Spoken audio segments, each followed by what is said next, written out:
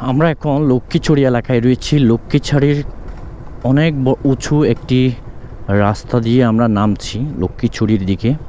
দেখতে পাচ্ছেন জায়গাটা অনেকটাই জিগজাগ পয়েন্টের মতো, রাজস্থলী জিগজাগ পয়েন্টের মতো আঁকা বাঁকা উঁচু। তো এরকম রাস্তা ধরে আমরা যাচ্ছি। আমাদের গন্তব্য হচ্ছে বান্দরবন। লক্ষ্মীছড়ি হয়ে যাচ্ছি কেন হয়তো প্রশ্ন জাগতে পারে। আসলে লক্ষ্মীছড়ির মাঝে যে সৌন্দর্য রয়েছে সেই সৌন্দর্যটুকু দেখার খুব ইচ্ছে ছিল, সেগুলো দেখে দেখে যাচ্ছি। বৃষ্টি হয়েছে এক পশলা, বৃষ্টির কারণে একটু সমস্যা হচ্ছে আমাদের, যেহেতু বৃষ্টি পড়ে রাস্তা। এটা হচ্ছে হাতিছড়া সেতু। আচ্ছা, আমি কিছুক্ষণের জন্য গ্লাস তুলে দিচ্ছি। এখানে গ্লাসে পানি পড়ে গ্লাসটা একদম গোলা হয়ে গেল। এই হচ্ছে অবস্থা লক্ষ্মীছড়ি এলাকা। তো আমাদের সামনে একটি বাইক আছে, তারা দুইজন আর আমি একজন।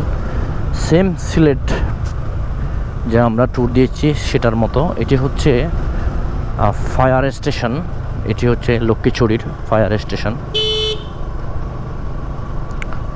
তো আসলে বৃষ্টি হলেও বেশ প্রকৃতিগত খুব সুন্দর এলাকাটি।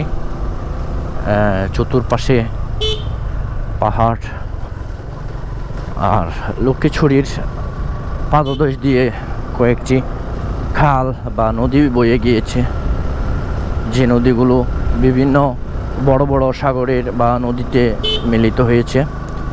এটা হচ্ছে পাহাড়ি এলাকা, পাহাড়ি রুট, পাহাড়ি রাস্তা। তো আমরা এখন শ্রী শ্রী ব্রহ্মময়ী কালী মন্দিরের পাশে। এটি হচ্ছে লক্ষ্মীছড়ি। সামনে আর্মি ক্যাম্প রয়েছে। এখানে উঁচু নিচু আর পাহাড়ি এলাকার মাঝে বৃষ্টিও হয়েছে, তো সেই হিসেবে আমাদের আরও বেশি সতর্কতার সাথে যেতে হচ্ছে। লক্ষ্মীছড়ি সরকারি প্রাথমিক বিদ্যালয়।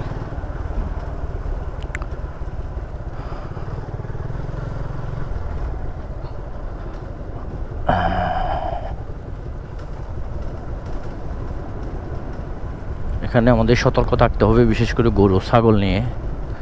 গরু ছাগলগুলো যে কোনো মুহূর্তে চলে আসতে পারে লোকালয়ে এবং অর্থাৎ রাস্তায়, যেহেতু এখানে মানুষের প্রধান কাজই হচ্ছে পশুপালন সহ নানাবিধ ইয়া। আমরা লক্ষ্মীছড়ি বাজারে চলে এসেছি। এটি হচ্ছে লক্ষ্মীছড়ি বাজার এবং এখানে কলা পাতা, কফি হাউস সহ নানাবিধ দোকান দেখতে পাচ্ছি।